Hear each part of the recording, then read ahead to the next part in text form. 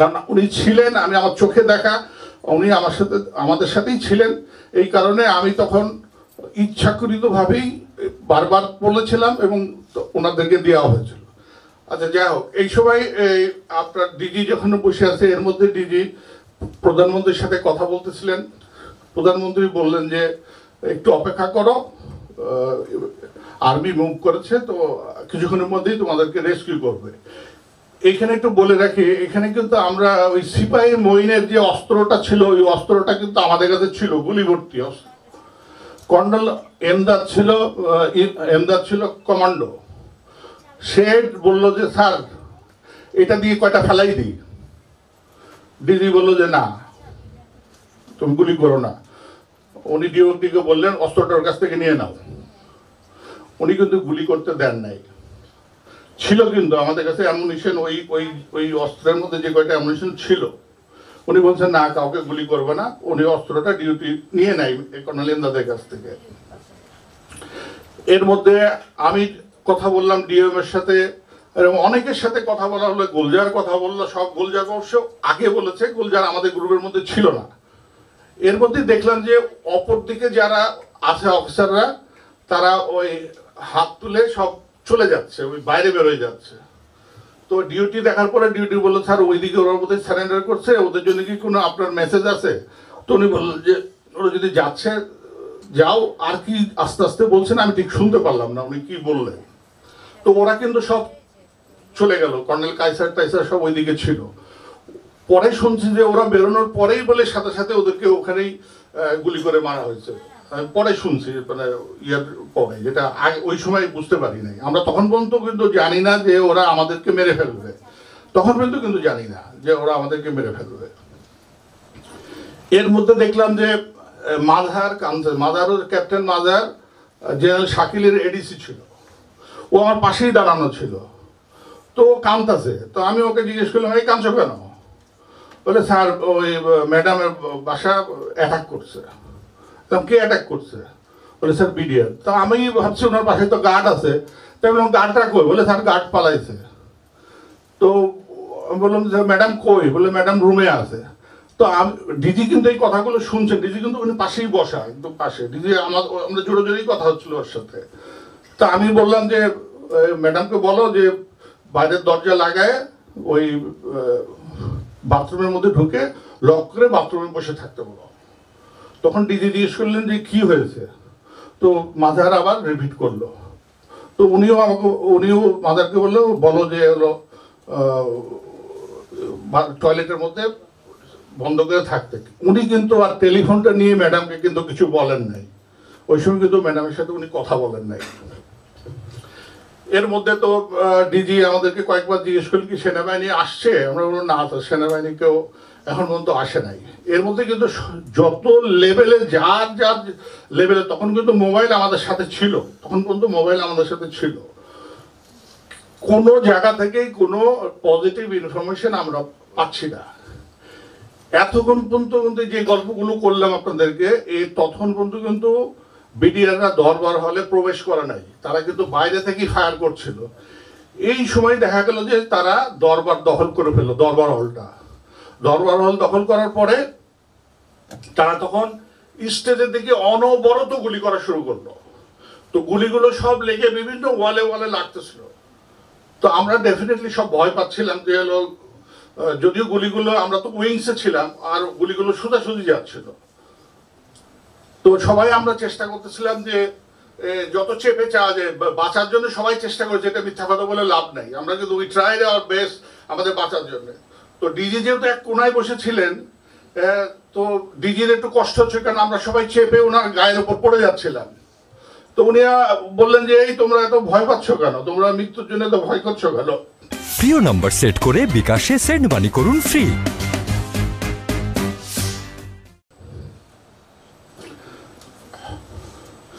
মরতে তো একদিন হবেই, তো তোমরা ভয় পাচ্ছ কেন? তারপরও সবাই তো গুলির ভয় সবারই আছে। এর মধ্যেই দেখলাম যে হঠাৎ করে একটা সৈনিক এসএনজি নিয়ে ঢুকে ব্রাশ ফায়ার করতেছে এবং আমরা যেদিকে আছে সেদিকেই নলকা দিয়ে ঘুরে ফায়ার করছে, বাট ফায়ারটা আল্লাহর রহমতে আমাদের বরাবর না এসে এখন বিডিআরে গেলে ওই দাগ দেখবেন দুইটা উপরের দিকে 4টা গুলি, দুটো পাশে গুলিগুলো আছে। এনসাদ স্যার সামনে আগায় যে বললো এবারে তুই ফায়ার করতেছিস কেন? পরে নাম শুনছে বলে সিপাহী সেলিম ছিল বলে যে আসছে, সেলিম ছিল যা। তারপর সে ওখান থেকে চিল্লাই বললো যে আপনারা সবাই বের হয়ে যান, না হলে গুলি করে দেবো। তো ডিজি দেখলাম চেয়ার ছেড়ে উঠে বললো চলো। তো ডিজি আগে গেলেন, ওই আমরা যারা ছিলাম তার দরজায় পর্দাটা ফাঁক করার পরে উনি বেরোয় গেলেন ডিজির বরাবর, সব আমরা এক এক করে বেরোয় গেলাম। আমরা যখন ওই স্টেজ থেকে নিচের স্টেজে নামতেছিলাম তখনই একজন হলো, ওরা সব একটু দূরে থেকে সব ফায়ার আমাদের দিকে লক্ষ্য করেছিল, আর যে লোক আমাদের কাছ থেকে সব মোবাইল টাইল সব কেড়ে নিল তার হাতে কোনো অস্ত্র ছিল না ওই সময়। নিয়ে আমরা নিচে নেমে ডিজিকে মধ্যে রেখে আমরা একটু গোল কার করে দাঁড়াইছিলাম। আমাদের বিশ্রী ভাষায় গালাগালি করে বললো সারা জীবন আমাদেরকে সিঙ্গেল ফরমেশনে করেছে, তোরা গোল করে দাঁড়াইছে, সব সিঙ্গেল লাইনে দাঁড়া। পরে সিঙ্গেল লাইনে দাঁড়ালো এবং কি ইয়ে ডিজি প্রথমে দাঁড়ালেন, ডিজি কিন্তু সবাই আগে দাঁড়ালেন, ডিজির পরে ডিজি, এভাবে একটা অটোমেটিক সিনিয়রিটি হয়ে গেল ওখানে। ওই সিনিয়রিটি অনুযায়ী আমরা সবাই দাঁড়াই গেলাম ওখানে। আর সৈনিকরা আমাকে অনেকে পরে প্রশ্ন করছে যে তুই এত বড় লম্বা চওড়া একটা লোক যে দুজনকে ধরতে পারলা না, ধরে ফেলাই দিতে পারলা না, আমাকে অনেকে পরে বলছে। অনেকে ওরা ছিল বেশ দূরে এবং তাদের হাতে অস্ত্র ছিল এবং সব আমাদের দিকে তাক করা, কিন্তু যে ওরা বারবার বলছিল যে কিছু করলেই গুলি করব। তো ওটা ধরার কোনো স্কোপ ছিল না ওই সময়, কারণ আমাদের সাথে অনেক ফাইটারও ছিল, অনেক ভালো ভালো অফিসার ছিল আমাদের সাথে।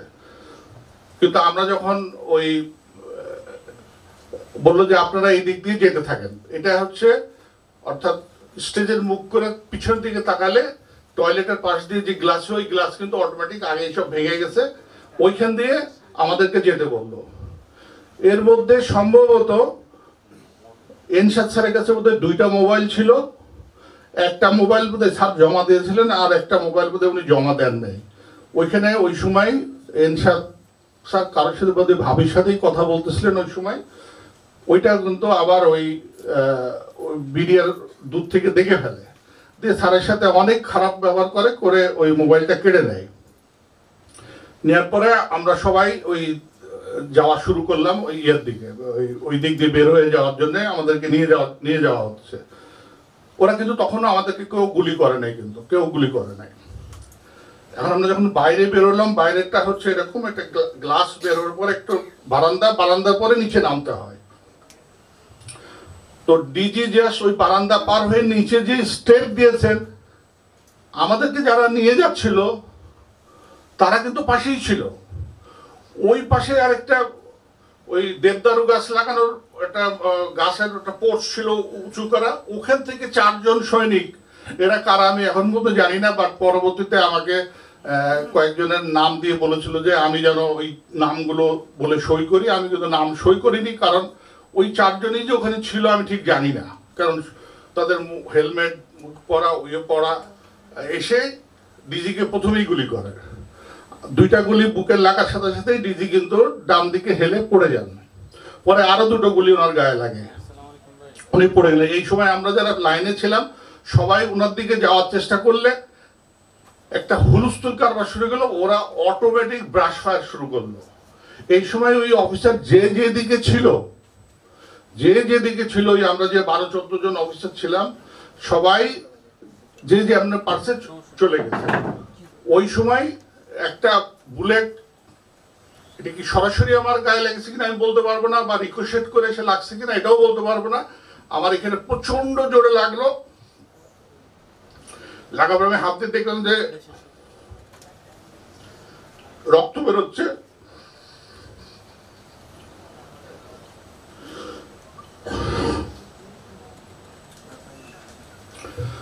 ওই সময় আমি শুধু খেয়াল করলাম যে এটা কি ভেতরে ঢুকছে নাকি বেরোয় গেছে। আমি হাত দিয়ে দেখলাম যে না, এটা ভেতরে ঢোকে নাই, এটা পাশ দিয়ে বেরোয় গেছে। ওই সব চিন্তা বাদ দিয়ে আমিও ওই সব অফিসারই তখন শুয়ে পড়ছে, আমিও শুয়ে পড়ে যে সামনে তাকাইছি, সামনে তাকালে দেখলাম যে ওই টয়লেটের গেটটা সামান্য খোলা, মানে প্রথমে হাত ধোয়ার জায়গা, তারপরে ইউরিনাল পরে টয়লেট। তো আমি ওই ক্রলিং করে বেসিনটা পার হয়ে ওই পাশে যে ইউরিনাল আছে, ইউরিনালের পাশে যে ওই ইউরিনালের পাশে এরকম লম্বা লম্বা ওয়াল ছিল, ওই বুক লেভেলের। আপনারা জানেন তো যে ইউরিনাল নর্মাল থাকে, ওইটার পাশে যে আমি শেল্টার নিলাম। বাট আমাকে ফলো করে আর কোনো অফিসার কিন্তু ঢোকে নাই, ওখানে তো আমরা অনেকে ছিলাম।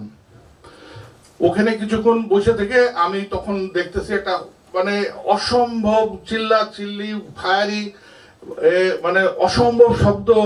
এবং ওই সময় যে ফায়ারিং করে যারা ওই অফিসার, আমরা সবাই ছিলাম, তাদেরকে সবাই বোধহয় ওই সময় ওই গোলাগুলিতে সব মারা গেছে। এবং তাদের মুখে চিল্লানি, কার চিল্লানি আমি ঠিক বুঝতে পারছিলাম। সবাই বললে মরে গেলাম গো, বাঁচাও গো, অনেক চিল্লাচিল্লি শোনা যাচ্ছে। কেন ওয়াল তো একটা 5 ইঞ্চির একটা ওয়াল মাত্র, আমি 5 ইঞ্চি ওয়ালের এই পাশে আমি ওখানে বসে আছি। বসে থাকতে থাকতে আমার হঠাৎ মনে হলো যে আমি হলো এই টয়লেটের ভেতর ঢুকে যাই। তো টয়লেটের ভেতর ঢুকে আমি কমোটের পাশে বসলাম, দরজাটা ভুলবশত আমি লাগিয়ে দিয়েছিলাম। দিয়ে বসার পরে তখন দেখলাম যে জোহরের আজান পড়তেছে। এদিকে কিন্তু আমি শুনতেছি ডিজিকে মেরে ফেলছে, ডিডিজিকে মেরে ফেলছে, অনেক কথা শুনতেছি আমি। এর মধ্যেই আমি হঠাৎ শব্দ পেলাম যে ভেতরে লোক ঢুকছে, সৈনিকরা ঢুকছে।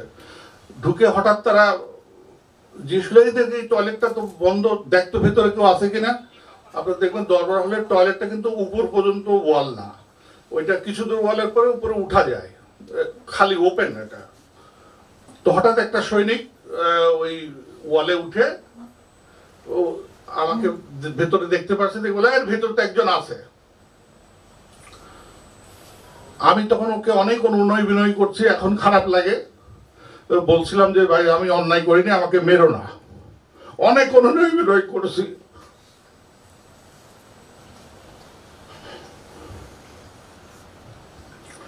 যাই হোক, ওই সময় হলো ও বলার সাথে সাথে যারা বাইরে ছিল ওরা দরজাটা না খুলেই ফায়ার করা শুরু করলো।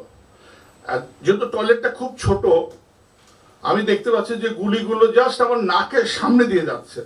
কারণ আমি তো টয়লেটের পাশে বসা, টয়লেটের এই সামনে এই জায়গাটায় দরজা, এই জায়গাটায় টয়লেট, মানে কমোটের কোনায় আমি বসে আছি। তো ফায়ারগুলো সব আমার নাক বরাবর যাচ্ছে। আমি যত চেষ্টা করতেছি, ওয়াল তো আর সরানো যায় না, বাট আমি চেষ্টা করছি ওয়ালের সাথে যেন আমি মিশে যেতে পারি, যেন গুলিটা আমার গায়ে না লাগে। এরপরে শেষের গুলিটা বোধহয় 7 রাউন্ড করেছিল, ওই দরজাটা আমার কাছে এখনো আছে। ওই শেষের গুলিটা ওই যেখানে পানির নলকা থাকে সেইখানে যে লাগলো, এবং পানি ফুটো হয়ে খুব ফোর্সে পানিটা বেরোয় আসলো। তো ওইটা এসে সরাসরি আমার গায়ে লাগছে। তো আমি ভাবছি বোধহয় গুলি লাগছে, পরে দেখলাম যে না, গুলি না, এটা হচ্ছে পানি ছেটে আসছে। এর মধ্যে হঠাৎ শুনলাম যে বলে দেখতো মরে গেছে কিনা। ওই বেটা কিন্তু আবার উঠছে সৈনিকটা। উঠার পরে আমি তার কথা না বলে আমি ইশারা দিয়ে ওকে একটু বোঝানোর চেষ্টা করলাম যে তুমি বলো আমি মরে গেছি। তো ও আর কোনো কথা না বলে আমি তাকে খুব সিম্প্যাথেটিক ওয়েতে আমি তাকে ইশারা করে বোঝাচ্ছিলাম যে তুমি দয়া করে বলো যে আমি মরে গেছি। ও কেন বলছে আমি এখনো জানি না, তার সাথে আমার আজ পর্যন্ত দেখা হয় নাই। সে বললো মরে গেছে। ও যেই বলছে মরে গেছে, আর এই যে সৈনিকরা এখানে ছিল, ওই প্লাস্টিকের দরজায় এক লাথি মারছে, দরজাটা জাস্ট ভেঙে ওই সামনে যেয়ে পড়লো। প্রিয় নাম্বার সেট করে বিকাশে সেন্ড মানি করুন ফ্রি। আস্তে করে উপরে তুলে আমি উঠে, ওইটা ছোটখাটো ছিল, ওকে আমি এমন ভাবে জাপটে ধরে ওই দরজার বাইরে বের করে ফেললাম। তো বের করে আমি ভাবলাম যে আমাকে তো মেরেই ফেলবে, তো অন্তত একটাকে নিয়ে মরি। তো আমি আমার যতটুকু শক্তি আছে শরীরের, ওকে চেপে ধরলাম যে ওকে চেপেই মেরে ফেলবো। এর মধ্যে ওর শ্বাসকষ্ট হচ্ছিল সৈনিকটা, যেহেতু আমি আমার সব শক্তি দিয়ে ওকে ধরছি। ও তখন বললো যে আমাকে ছেড়ে দেন, আমাকে আপনাকে মারবো না, এই প্রথম বললো যে আপনাকে মারবো না, আপনি আমাকে ছেড়ে দেন। আমি কিন্তু ওর কথা শুনতেছি না, আমি যত পাচ্ছি ওকে আরো চাপ দিচ্ছি যেন মারা যায়। কিন্তু ওর পিছনে আরো দুইজন সৈনিক ছিল, ওরা তখন বললো যে এই ছেড়ে দিন, আরো তোকে গুলি করতেছে। তো আমি দেখলাম যে ওর তো ইচ্ছা করলে দুই পাশে এসে আমাকে গুলি করলে তো আমি মারাই যাব। তো তখন আই লুজেন মাই হ্যান্ড, আমি হাতটা ছেড়ে দিলাম। তখন ওই যাকে ধরেছিলাম সে আমাকে বললো যে স্যার আপনাকে মারবো না, আপনাকে কোটাঘাটে নিয়ে যাবো, বেরোয় আসেন বলে আমাকে হাত উপরে তুলে আমি যে দিক দিয়ে ঢুকেছিলাম সেদিক দিয়ে টয়লেট থেকে বের করলো। বেরোয় আমি প্রথমেই ডান দিকে তাকালাম, কারণ আমি জানতাম যে ডিজিকে ওই জায়গায় ডিজির লাশটা পড়েছিল, যখন ওনাকে মারে ওখানে পড়েছিল। আমি তাকায় দেখলাম ডিজির ডেড বডি ওখানেই পড়ে আছে। বাঁয়ে তাকায় দেখলাম যে আমার কয়েকজন পরিচিত ডেড বডি আমার সামনে, একদম আমি যেখানে দাঁড়াইছি তার নিচেই পড়ে আছে। ওখানে এরশাদ স্যারের ডেড বডি ছিল, মশিউরের ডেড বডি ছিল, আরো আমি ছিঁড়ি সব ওখানে পড়ে রয়েছে।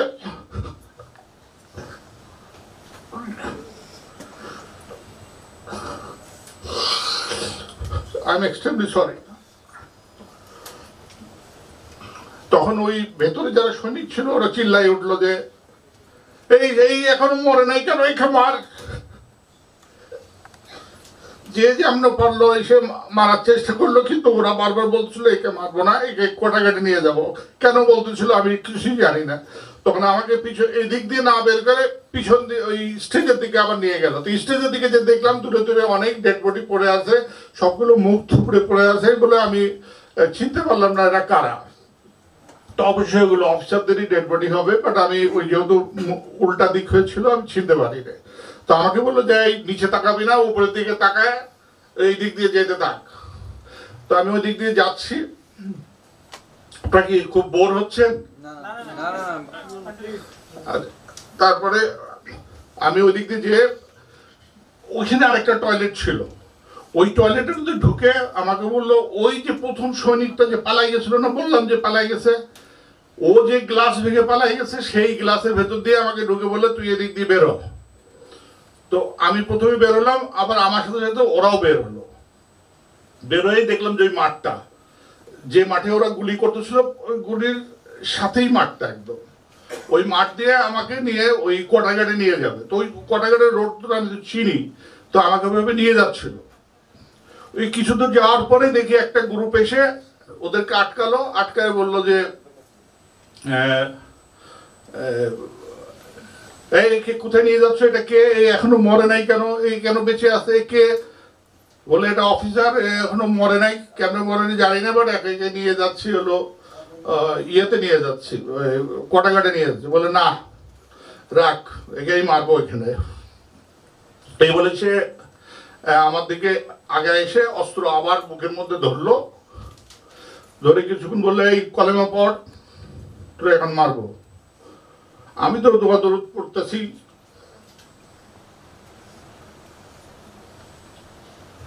হঠাৎ সে বললো যে যা তোরে ছেড়ে দিলাম, যা রে নিয়ে যা, বলে আমাকে আবার ওরা নিয়ে যাওয়া শুরু করলো। ও কিন্তু আর গুলি করলো না, করে আবার যেতে যেতে দৌড়ে যাচ্ছি। ওই মাঠের মধ্যে আরো কয়েকটা ডেড বডি দেখলাম পড়ে আছে, কাদের বলতে পারবো না।